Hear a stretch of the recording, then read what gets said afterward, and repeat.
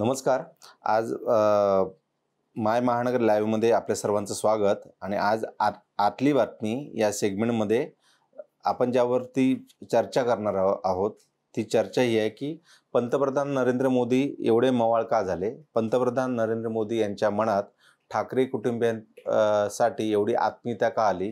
ठाकरे कुटुंबियांबद्दल म्हणजे स्पेशली उद्धव ठाकरे यांच्याबद्दल त्यांच्या मनात एवढं प्रेम दाटून का येत आहे. हे एकीकडे हे मोदी मावळ होत आहेत, तर दुसरीकडे उद्धव ठाकरे मात्र आक्रमक झालेले आहेत. त्यांचे पुत्र असलेले आदित्य ठाकरे आक्रमक झालेले आहे. लोकसभा निवडणुकीची रणधुमाळी सुरू असून उद्या तिसऱ्या टप्प्याचा प्रचार संपेल, ज्यामध्ये महाराष्ट्रामध्ये 11 जागांवरती मतदान हे 7 मे रोजी होणार आहे, म्हणजे मंगळवारी, आणि संपूर्ण देशभरामध्ये 94 ठिकाणी होणार आहे. म्हणजे हे सगळं असं सुरू असतेवेळी दुसऱ्या टप्प्याचा मतदान संपलेलं आहे आणि तिसऱ्या टप्प्याच्या प्रचाराच्या मध्ये पंतप्रधान नरेंद्र मोदी यांनी ज्या काही मॅरेथॉन मुलाखती TV चॅनल्सला दिल्या, त्यापैकी गेल्या 2 दिवसात त्यांनी दिलेली TV 9ला जी मुलाखत दिली त्यावरून अनेक प्रश्न निर्माण झाले आहेत. आणि अचानक मोदी यांना भाजप म्हणजे जे भाजपचे शीर्षस्थ नेते आहेत त्यांना शिवसेनेबद्दल म्हणजे उद्धव बाळासाहेब ठाकरे या पक्षाबद्दल आणि स्पेशली उद्धव ठाकरेंबद्दल, मातोश्रीबद्दल एवढं प्रेम का उफाळून आलं आहे. तर हे प्रेम उफाळून येण्याचं कारण हे आहे की ज्या पद्धतीने महाराष्ट्रामध्ये 2 पक्ष फोडूनही म्हणजे शिवसेनेला फोडून 2 पक्ष झाले, ज्याच्या एक मूळ पक्ष हा एकनाथ शिंदेंकडे गेला आणि जे मूळ पक्षवाले होते, जे ओरिजिनल होते, आता ओरिजिनल आणि नकली, असली आणि नकलीचा जो काय वारंवार आपण महाराष्ट्राच्या प्रचार सभामध्ये जे आपण ऐकत असतो, भाजपच्या दृष्टीने नकली असलेले उद्धव ठाकरे यांचं मात्र नाणं खणखणीत भाजपला आता वाटायला लागलं आहे.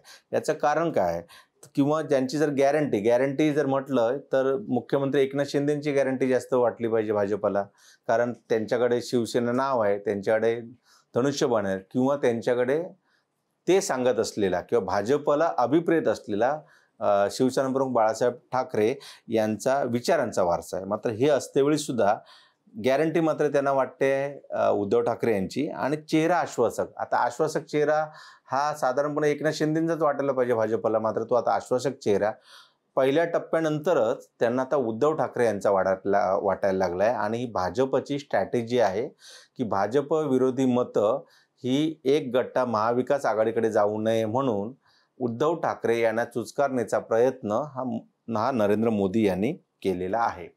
आता आतली बातमी याच्यामध्ये काय आहे, त्या आतली बातमी ही आहे की भाजपसोबत जे 2 पक्ष आहेत, म्हणजे मुख्यमंत्री एकनाथ शिंदे यांची शिवसेना, जी ओरिजिनल शिवसेना म्हणावी लागेल कारण त्यांच्याकडे शिवसेना नाव आहे आणि धनुष्यबाण आहे, सोबत भाजपसोबत आलेला दुसरा पक्ष म्हणजे राष्ट्रवादी काँग्रेस पार्टी, ज्यांचे राष्ट्रीय अध्यक्ष हे आता अजित पवार आहेत आणि त्यांच्याकडे निवडणूक चिन्ह आहे. या लोकसभा निवडणुकीपुरते का होईना पण त्यांचं जे निवडणूक चिन्ह आहे घड्याळ ते आहेत अजित पवार. मात्र या दोन्ही नेत्यांचं नाणं भाजपला आता खणखणीत वाटत नाही आहेत. ह्या दोन्ही नेत्यांची गॅरंटी भाजपला वाटत नाही आणि या दोन्ही नेत्यांचा चेहरा आश्वासक वाटत नाही. असं का होतं याचं कारण हे आहे की इलेक्शनच्या पूर्वी, लोकसभा निवडणुकीच्या पूर्वी मिशन 45 अशा पद्धतीचा एक नारा महाराष्ट्रात देण्यात आला होता आणि अब की बार 400 पार हा नारा देशभरात भाजपाने दिला होता. मात्र जे 2 टप्पे झाले, ज्या 2 टप्प्यामध्ये पहिल्या टप्प्यामध्ये देशभरात 102 जागा झाल्या, दुसऱ्या टप्प्यामध्ये 89 जागा झाल्या, म्हणजे 191 जागांचं मतदान आतापर्यंत वोटिंग मशीन म्हणजे EVM मध्ये हे बंदिस्त झालेलं आहे. आता जे तिसरा टप्पा जो 7 मे रोजी होणार त्यामध्ये देशभरातील 94 जागा आहेत, त्यामध्ये महाराष्ट्राच्या 11 जागा आहेत. म्हणजे पहिल्या टप्प्यामध्ये महाराष्ट्राच्या 5 जागा झाल्या, जो 19 एप्रिलला टप्पा झाला. दुसऱ्या टप्प्यामध्ये 26 एप्रिलला 8 जागा झाल्या, जो 26 एप्रिल झाला. आणि तिसरा टप्पा जो होतोय तो 7 मे रोजी 11 जागांवरती. म्हणजे पहिल्या टप्प्यामध्ये 5 जागा, दुसऱ्या टप्प्यामध्ये 8 जागा आणि तिसऱ्या टप्प्यामध्ये 11 जागा, म्हणजे साधारण 24 जागा या 7 मे पर्यंत, म्हणजे 50% राज्याच्या जे काय 48 लोकसभा मतदारसंघ आहेत त्यापैकी 50%चं वोटिंग हे 7 मे रोजी संपेल. आणि उर्वरित 24 म्हणजे ज्याचा चौथा टप्पा देशभरातील आणि राज्यातील हा 13 मे रोजी आहे, त्या 13 मेला सुद्धा 11 जागांवरती होणार. आणि सगळ्यात महत्त्वाचा जो टप्पा आहे 20 मेचा तो 13 जागांवरती होणार. म्हणजे पहिल्या 3 टप्प्यामध्ये 24 जागांवरती निवडणूक झाली आणि दुसऱ्या 2 टप्प्यामध्ये 24 जागांवर निवडणूक होणार.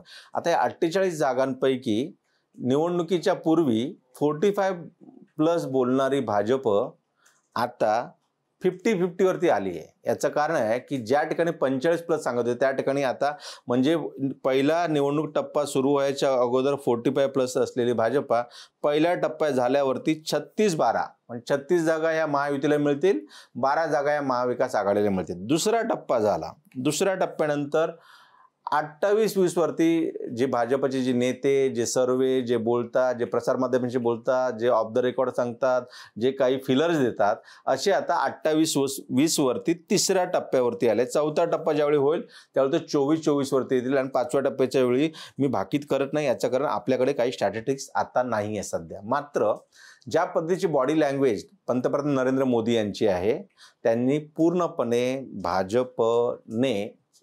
पूर्णपणे उद्धव ठाकरे यांच्याबद्दल चांगलं बोलायला आता सुरुवात केलेली आहे.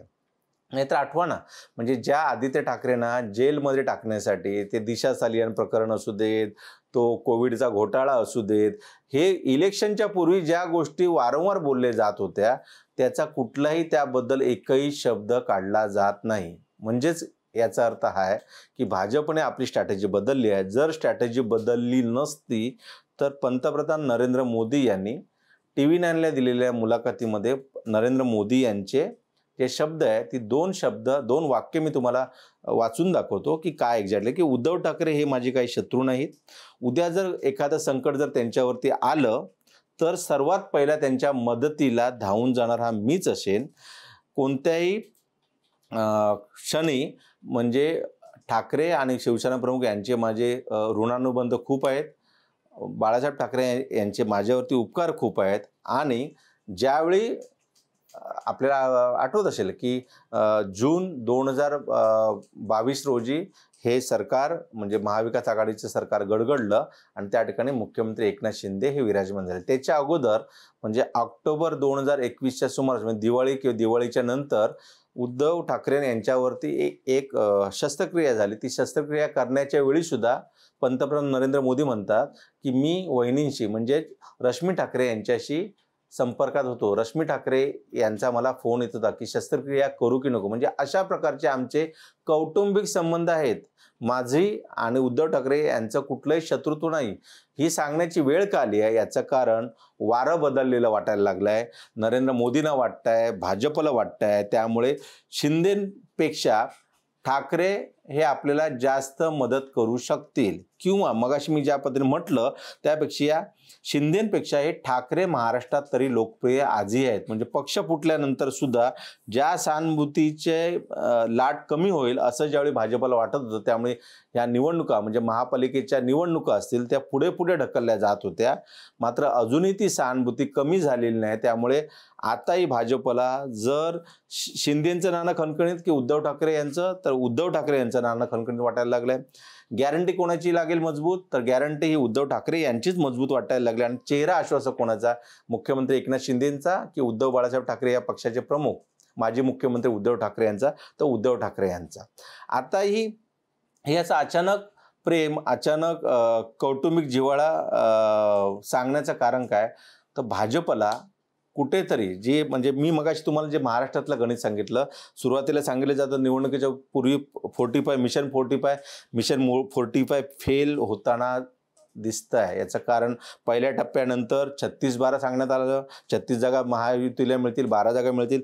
दुसऱ्या टप्प्यानंतर ते गणित 28-20 वरती आले, 28 जागा महायुतीला मिळतील, 20 जागा या महाविकास आघाडीला मिळतील. आता तिसऱ्या टप्प्यानंतर म्हणजे उद्या ज्याचा प्रचार संपतो आहे त्यावेळी 50-50 वरती दोन्ही महाविकास आघाडी आणि महायुती आलेली आहे.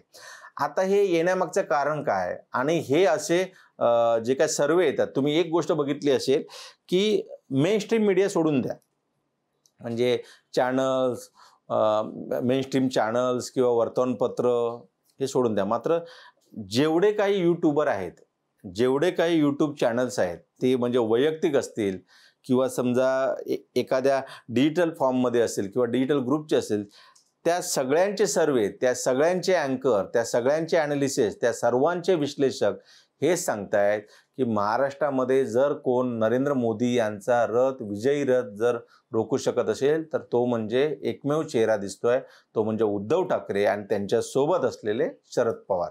त्यामुळेच बघा, शरद पवार यांच्यावर नरेंद्र मोदी यांनी पुण्याच्या सभेमध्ये भटकती आत्मा असा एक शब्दप्रयोग वापरला. आणि ज्या भटकती आत्म्याचा महाराष्ट्रावर गेली 45 वर्ष ही भटकती आत्माचा प्रभाव आहे, त्यामुळे कोणतेही सरकार स्थिर राहत नाही. 1995 साली सुद्धा तीच गत झाली, 2019 साली सुद्धा तीच गत झाली. अशा प्रकारे त्यांनी अप्रत्यक्षरित्या शरद पवार यांच्यावरती वार केला होता. त्याला प्रतिवार करतेवेळी शरद पवार यांनी सांगितलं, होय, त्यांनी नाव नाही घेतलं असेल, होय मी भटकती आत्मा आहे, मात्र ती भटकती आत्मा मी शेतकऱ्यांप्रती आहे, शेतकऱ्यांना जो चांगला भाव मिळाला पाहिजे तो मिळून देण्यासाठी मी भटकती आत्मा आहे.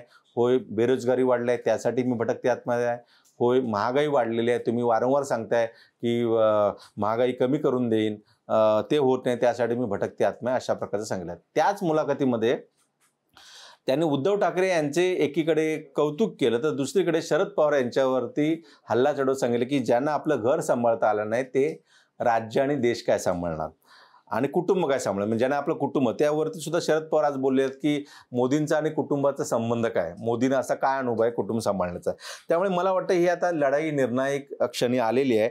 आणि जे आकडेवारी, जे काय सर्वे, भाजपचे नेत्यांची बदललेली लँग्वेज, म्हणजे बॉडी लँग्वेज असू दे, कारण यापूर्वी काय होतं, 2014ची इलेक्शन बघा, 2019 इलेक्शन बघा, या दोन्ही इलेक्शनमध्ये, निवडणुकीमध्ये भाजपने सोशल मीडियाचा ज्याचा वापर केला तोच सोशल मीडिया किंवा त्याच पद्धतीच्या एक स्ट्रॅटेजी ही यावेळी काँग्रेसने किंवा महाराष्ट्रात बोलायचं झालं तर महाविकास आघाडीने आखली. आणि आतापर्यंत मोदींच्या एकूण प्रचाराला, त्यांच्या वक्तव्याला हे महाविकास आघाडी किंवा जे काही UPA होतं ते उत्तर देतं. यावेळी पहिल्यांदा मोदी यांची ही तिसरी निवडणूक आहे लोकसभेसाठी, तिसरी पंतप्रधानाचे ते दावेदार आहेत, प्रबळ दावेदार आहेत.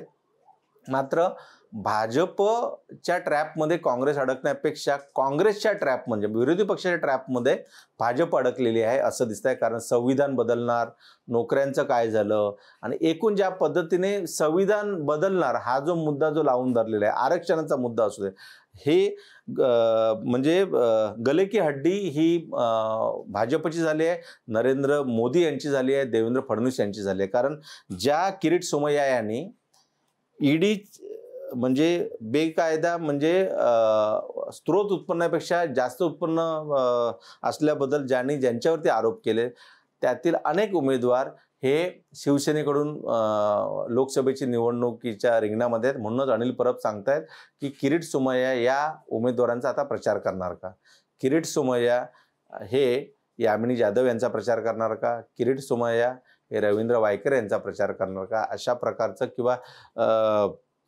किरीट सोमय्या हे ज्या नरेश म्हस्केंनी त्यांचे पुतळे जाळले होते, ज्या नरेश म्हस्के यांनी शिवसेनेत असतेवेळी किरीट सोमय्या यांना अंगावर घेतलं होतं, त्या किरीट सोमय्या हे या शिवसेनेच्या उमेदवारांचा प्रचार करणार का. त्यामुळे राहुल शेवाळे यांचं सुद्धा प्रकरण मध्यंतरी काढण्यात आलं होतं. त्यामुळे हे सगळं कुठेतरी डोईजड भाजपला वाटतंय.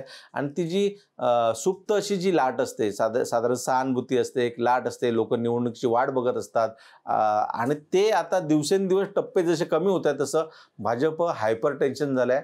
आणि त्याच हायपर टेन्शनमध्ये पंतप्रधान नरेंद्र मोदी यांचं जे वक्तव्य आलेलं आहे तेच सूचित करतं की 2 टप्प्यामध्ये भाजपचे ज्या 13 जागांवरती ज्या काही निवडणुका झाल्या आहेत भाजपला तिथे बऱ्यापैकी मार खावा लागेल. 3ऱ्या टप्प्यामध्ये ज्या 11 जागा आहेत त्यामध्ये सुद्धा भाजप किंवा महाविकास भाजपपेक्षा महाविकास आघाडीला जागा जास्त मिळतील. आता हे जरतरचं सगळं ॲनालिसिस असतं. आणि मात्र एक परसेप्शन म्हणजे एक साधारण अशा पद्धतीचं चित्र असू शकतं, अशा पद्धतीचं मतदान होऊ शकतं, अशा पद्धतीचा विरोध होऊ शकतात. हे जे नेरेटिव्ह जे काही सेट करण्याचं काम आहे ते सध्या मला वाटतं सोशल मीडियाच्या माध्यमातून हे अनेक यूट्यूबर करत असतील, ज्याच्यामध्ये आपल्याला कल्पना असेल की सर्वाधिक जर मोदींचा जर कुठला विरोधी जर यूट्यूबर असेल तर तो म्हणजे ध्रुव राठी.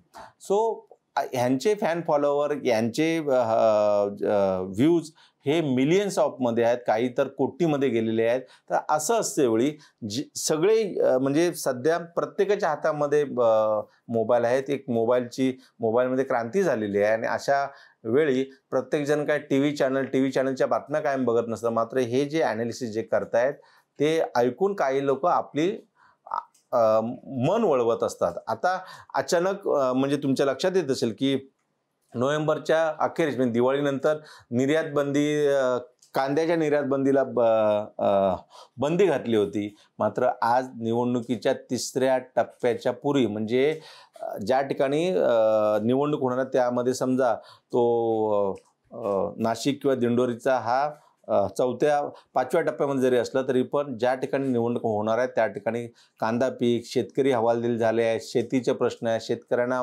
मदत मिळाली नाही, हे विषय असतील. निर्यात बंदी, कांद्यावरील निर्यात जी बंदी घातलेली आहे ते कुठेतरी शेतकऱ्यांच्या रोषाला बळी पडण्यापेक्षा निर्यात बंदी उठवलेली बरी असं कुठेतरी केंद्र सरकारला वाटलं. आणि इलेक्शनच्या धामधुमीत आचारसंहितेमध्ये म्हणजे आता ते केंद्रीय निवडणूक आयोगाला म्हणजे मागील 5 महिन्यापासून ज्यावेळी निर्यात बंदी आहे त्यावेळी सरकारला वाटलं नाही, मात्र आता सरकारला उठवावं लागतं. हे बघा ना, म्हणजे एकीकडे निर्यात बंदी आहे तर दुसरीकडे ज्या ठाकरेंचं नाव घ्यायला हे लोक, ज्या ठाकरेंशी संपर्क साधायला, ज्या उद्धव ठाकरे हे कोणत्याही परिस्थितीमध्ये आम्ही त्यांना संपर्क करणार, त्यांना गरज नाही, आम्हाला गरज नाही, त्यांना गरज असेल तर ते आमच्याकडे येतील, अशा पद्धतीचं वक्तव्य करणारं भाजप आता उद्धव ठाकरे यांच्यासाठी रेड कार्पेट अंथरूण आहे. त्यामुळे शरद पवार यांना एक वाक्य आज बोलावं लागलं की देव न करो की नरेंद्र मोदी यांना उद्धव ठाकरे यांची वेळ म्हणजे मदत घेण्याची वेळ येऊ. त्यामुळे त्यांनाही माहिती आहे की राजकारणामध्ये कुणी कुणाचा मित्र नसतो, कुणी कुणाचा शत्रू नसतो. उद्या जर समजा, कारण अबकी बार 400 पार हा जो नारा होता, जे काय सर्वे किंवा जे काय ॲनालिसिस ज्या ज्या राज्यातून येतात त्यामध्ये भाजपलाच फटका बसलेला दिसतो आहे. याचं कारण आपण एक समजून घेतलं पाहिजे की मागील निवडणुकीमध्ये भाजपला एक हाती 303 जागा मिळालेल्या होत्या.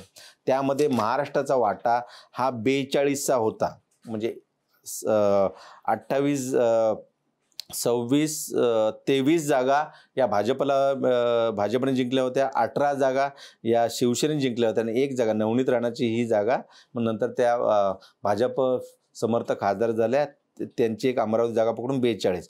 मात्र सद्य परिस्थिती अशी आहे की 42 वरून भाजपची म्हणजेच महायुतीची म्हणजेच Bhajap plus Shinde plus Ajit Pawar plus Mahadev Jankar असे म्हणून या 4 जणांची जी काय गोळाबेरीज केली तर साधारण 26 ते 28 घरात जर जागा ह्यांना जर मिळत असतील महायुती, जे अंदाज, हा सर्व अंदाज आहे, कारण निवडणूक अजून 3 टप्प्याची व्हायची बाकी आहे, केवळ 13 जागांवरती मतदान झालेलं आहे.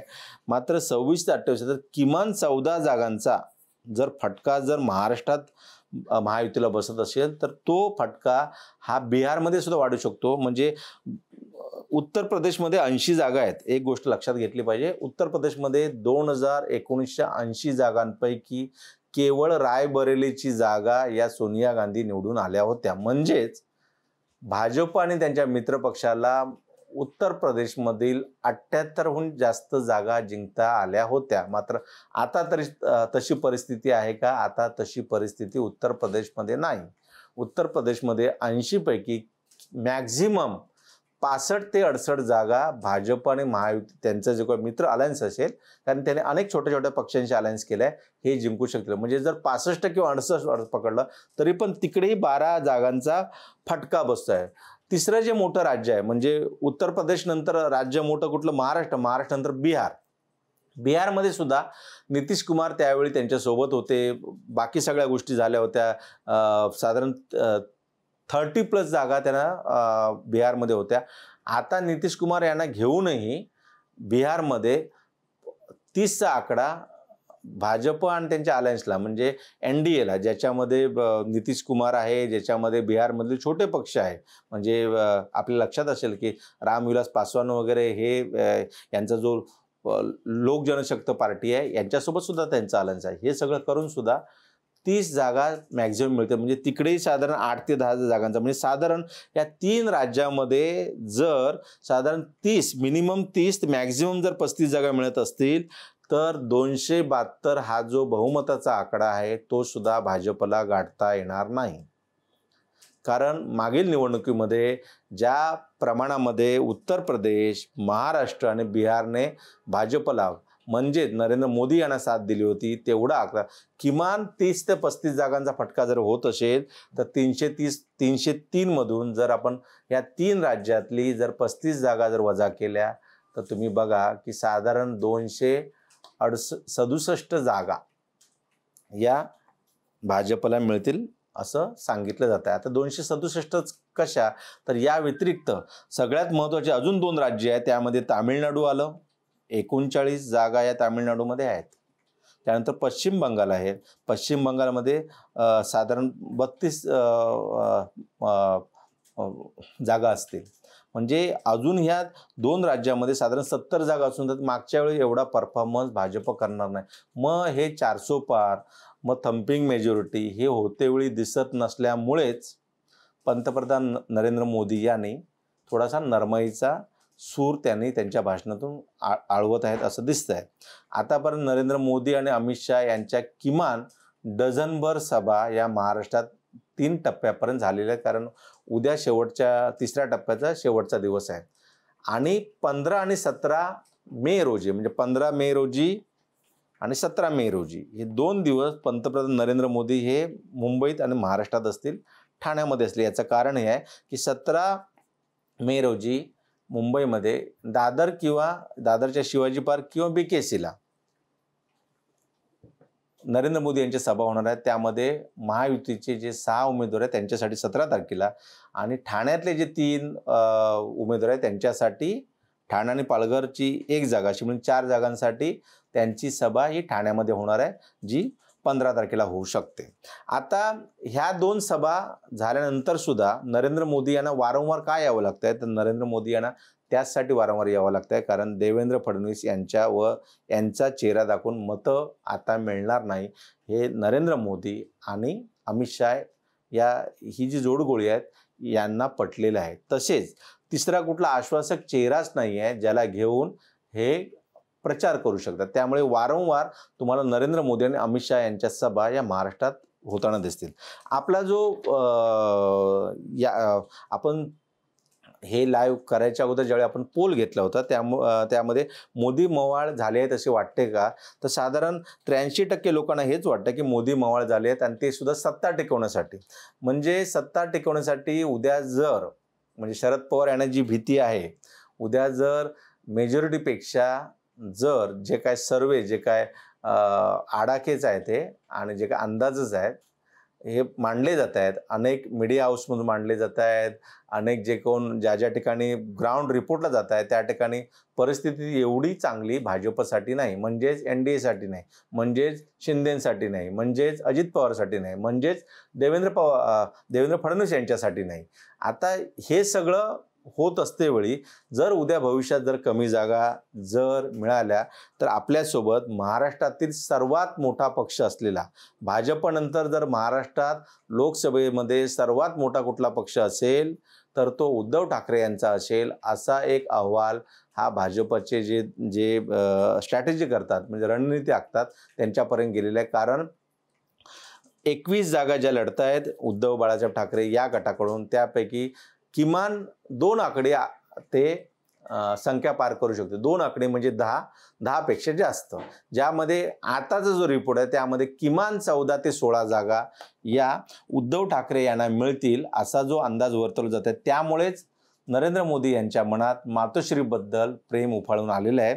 अमित शहा एकीकडे म्हणजे मुस्लिम वोट मुस्लिम मतं मिळवण्यासाठी उद्धव ठाकरे हे महाविकास आघाडीच्या नेत्यांशी किंवा तशा पद्धतीचे भाषणं करतायत, अशा पद्धतीचा त्यांच्यावरती अटॅक करतायत. म्हणजे एकीकडे अमित शहा अटॅक मोडमध्ये आहे, तर दुसरीकडे नरेंद्र मोदी हे त्यांना चुचकारण्याचा प्रयत्न करतायत. कालची एक छोटीशी एक इनपुट या लाईव्हमध्ये सांगतो आणि आपण हे लाईव्ह संपूया. साधारणपणे कसं असतं की अल्पसंख्याक समाज म्हणजे हा महाराष्ट्रातील असू देत, मुंबईतील असू देत, हा साधारण शिवसेनेसोबत कधी नसायचा, तो कायम काँग्रेससोबत असायचा. तो काँग्रेससोबत असल्यामुळेच भाजपला हिंदू मतांवरती लक्ष केंद्रित करायचं लागत. त्यामुळे हिंदुत्वाचा मुद्दा हा कायम भाजप आणि शिवसेना मांडत होती. आता जेव्हा हा काल 3 मे, आज 4 मे आहे, 3 मे रोजी मुंबईतील 5व्या टप्प्याचं, ठाण्यातील 5व्या टप्प्याचं, पालघरमधील 5व्या टप्प्याचं अशा साधारण 10 जागांचे उमेदवारी अर्ज भरले. त्यानंतर काल काही मस्जिदीमधून असा एक संदेश देण्यात आला की कोविड काळामध्ये, कोरोना काळामध्ये ज्यांनी आपल्याला वाचवलं, ज्यांनी धर्म न बघता आपल्याला मदत केली, ज्यांच्यामुळे आज आपण जगलो, अशा उद्धव ठाकरे यांना मतदान करायचं, अशा पद्धतीचा फतवा हा मशिदींमधून काढण्यात आलेला आहे. हे खात्रीलायकरीत्या आपण एवढ्यासाठी सांगतोय की कोणत्याही परिस्थितीमध्ये मजहब काय सांगेल, आपला धर्म काय सांगेल, आपले अजून जे कोण धर्मगुरू असतील, जे काय मौलवी असतील, ते सांगतील. मात्र तुम्ही तुमच्या सत्सद विवेक बुद्धीला स्मरून तुम्ही मतदान करा. यावेळी ज्यांनी आपल्याला कोविडमध्ये वाचवलं, ज्यांनी आपल्याला मदत केली, अशांना मदत करा. अशा पद्धतीचा फतवा, अशा पद्धतीचं फरमान, अशा पद्धतीचा एक अंडरकरंट मेसेज हा मशिदीमधून दिला जातो आहे. आणि ती मतं कोणाला मिळणार आहेत? ती मतं काँग्रेसला मिळणार आहेत. ती मतं कोणाला मिळणार आहेत? ती मतं शरद पवार यांना मिळणार आहे. आणि तिसरा जो त्यांचा त्या मतांचा वाटेकरी झालेला पक्ष म्हणजे उद्धव ठाकरे. म्हटलं तर उद्धव ठाकरे हिंदुत्वाचे पुरस्कर्ते आहेत, म्हटलं तर उद्धव ठाकरे शिवसेना पक्षाचे पुरस्कर्ते आहेत, म्हटलं तर उद्धव ठाकरे यांच्या पक्षाने किंवा समजा ज्या त्या पक्षाचे ते वारसदार आहेत, ते दंगलीच्या वेळी हिंदू मुस्लिम ज्यावेळी झाली त्यावेळी बाळासाहेब ठाकरे यांच्यामुळे मुंबई जरी वाचली असेल तरी अल्पसंख्याक समाजाला एक भीती होती की शिवसेनेमुळे आपलं फार नुकसान झालं. असं असताना सुद्धा ज्यावेळी तो अल्पसंख्याक समाज ज्यावेळी शिवसेनेच्या म्हणजे उद्धव बाळासाहेब ठाकरे यांच्या पाठीशी उभं राहण्याचं जर फरमान जर मशिदीच्या माध्यमातून जर देत असेल तर मला वाटतं ही कुठेतरी धोक्याची घंटा भाजपसाठी आहे, ही धोक्याची घंटा एकनाथ शिंदे यांच्यासाठी आहे, ही धोक्याची घंटा अजित पवार यांच्यासाठी आहे. याचं कारण आहे की जे काय मिळते ते घ्या, मात्र मतदान त्याच व्यक्तीला करा ज्याने आपल्याला या कोविडच्या काळात वाचवलं. आता कोविडच्या काळात महाराष्ट्रामध्ये म्हणजे कोविडच्या काळात म्हणजे अनेकाने म्हणजे आपल्यासारख्या प्रसारमाध्यमांसुद्धा वारंवार उद्धव ठाकरे यांच्या स्टाईल ऑफ फंक्शनिंगबद्दल टीका झाली. मात्र जर आपलं राज्य आणि दुसरी राज्य बघितलं, उत्तर प्रदेश आठवा, त्या गंगाच्या किनारी ज्या गंगाच्या यमुना तीरी संपूर्ण प्रेत अशी वाहून जात होती, किंवा दिल्लीमध्ये त्या मदरस्यामध्ये किंवा ज्या ठिकाणी मुस्लिम लोक राहत होते त्या ठिकाणी जो काही कोरोनाचा प्रसार होत होता किंवा ज्या पद्धतीने अनेक राज्य हे आउट ऑफ कंट्रोल झाले होते, त्या तुलनेमध्ये मुंबईत आणि महाराष्ट्रामध्ये उद्धव ठाकरे यांनी शांतपणे संयमीपणे राज्याचं नेतृत्व केलं होतं आणि तेच नेतृत्व आता या समाजाला हवा आहे. त्यामुळे मला वाटतं हा जो बदल झालेला आहे, हा जो बदल किंवा लोकांना आपण ज्यावेळी रिॲक्शन घ्यायला जातो, आपण लोकांशी ज्यावेळी बोलतो त्यावेळी लोकांना आवडलेलं नाही की 2-2 पक्ष फोडून सुद्धा पुन्हा एकदा ज्यांच्यावरती तुम्ही आरोप केले भ्रष्टाचाराचे, ईडीचे, अमाप संपत्तीचे, एसीबीकडे कंप्लेंट केली, सीबीआयकडे केली, इन्कम टॅक्सकडे केली, ईडीकडे केली, हे सगळं करून सुद्धा ते ज्यावेळी तुमच्या पक्षात येतात त्यावेळी ते पवित्र होतात. हे आता न समजण्या एवढा महाराष्ट्रातील मतदार हा काही दूधखोळा राहिलेला नाही. त्यामुळेच मोदी मवाळ झालेले आहेत. आणि ज्यावेळी मोदी मवाळ होता, ज्यावेळी विरोधी पक्ष एखादा मवाळ होतो त्यावेळी समोरचा माणूस हा आक्रमक होतो आणि तो आक्रमकपणा, ॲग्रेसिव्हपणा हा ठाकरे पिता पुत्राने घेतलाय. त्यामुळे उद्धव ठाकरे यांच्या सभांना गर्दी होते. उद्धव ठाकरे यांच्या सभा महाविकास आघाडीचे म्हणजे काँग्रेस राष्ट्रवादीचे जे काही उमेदवार आहेत त्यांना सुद्धा हवा आहेत की उद्धव ठाकरे यांची एक तरी सभा माझ्या मतदारसंघामध्ये व्हावी.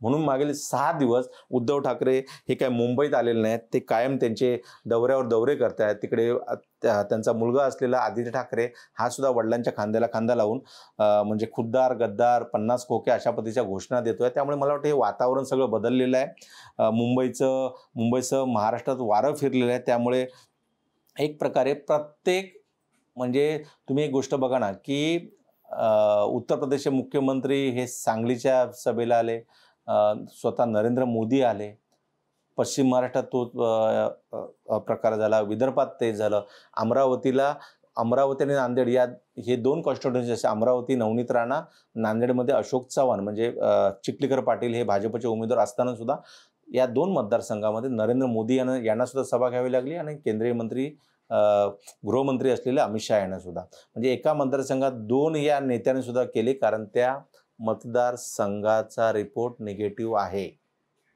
तसंच 2 दिवसापूर्वी आपल्या सर्वांना माहिती असेल की मावळ मतदारसंघामध्ये जे शिंदे गटाचे खासदार आहेत श्रीरंग बारणे, या मतदारसंघाचा रिपोर्ट निगेटिव्ह असल्यामुळे भाजपचं केंद्रीय पथक तिथे त्यांच्या मदतीला आलं. हे सगळं कशाचं द्योतक आहे? हे सगळं द्योतक ह्याचं आहे की महाराष्ट्रात निवडणुकीचं वारं फिरलेलं आहे. महाराष्ट्रात भाजपप्रती जे काय लोकांची चीड आहे ती थोडीशी जाणवायला लागली आहे. लोकांच्या रिॲक्शनमध्ये लोक ज्यावेळी बोलतात महागाई, बेरोजगारी किंवा ज्या पद्धतीने हे संविधान बदलण्याचं, आता संविधान नक्की कोण बदलणार आहे? एकीकडे नितीन गडकरी म्हणतात की 80 वेळा काँग्रेसने संविधान बदलले आहे, संविधानामध्ये बदल केला आहे.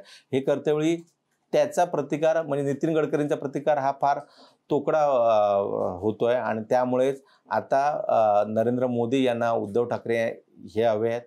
देवेंद्र फडणवीस यांचं उद्धव ठाकरेंबद्दलचं बोलणं थोडंसं सॉफ्ट झालं आहे.